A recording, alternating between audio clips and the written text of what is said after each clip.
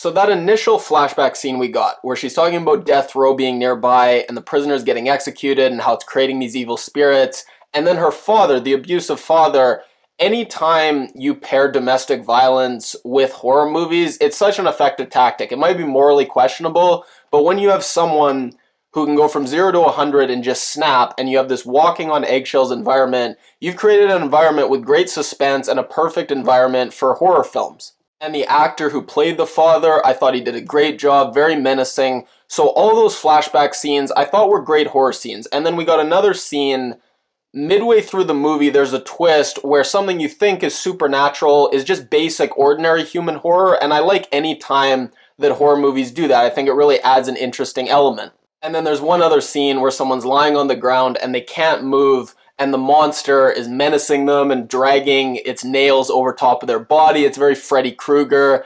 And the design of the monster was quite good. I can't say anything bad about that. The way he could use his nails to menace you, but also lock you away in these spirit worlds, it was quite good. So we have some genuinely scary moments and elements, but then we also have our psychic team, where there's these two sidekicks, one who's more nerdy and uptight, one who's this big Eastern European goofball.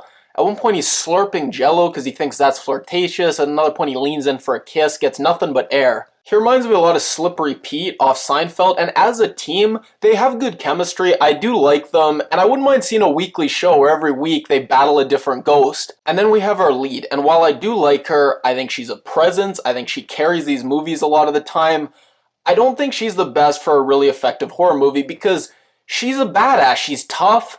And when I think of great horror movies, I don't really think of the lead a lot of the times being a badass. I think that's a bit antithetical to having a great horror movie. And if you go to see this in theaters, everyone's going to be having a good time. And there's going to be a lot of chuckles. Even people are going to be laughing at the jump scares that are supposed to be scary. It's not going to be an atmosphere of everyone on the edge of their seat really nervous. So what you're left with is a movie with some genuinely scary moments, a lot of funny moments, everyone's having a good time, a compelling protagonist who you enjoy watching, so there's a lot there in the movie. You're not going to be bored. You're not going to go and be like, God, I wasted my time. There's entertainment, but as a horror movie, I think it's a failure.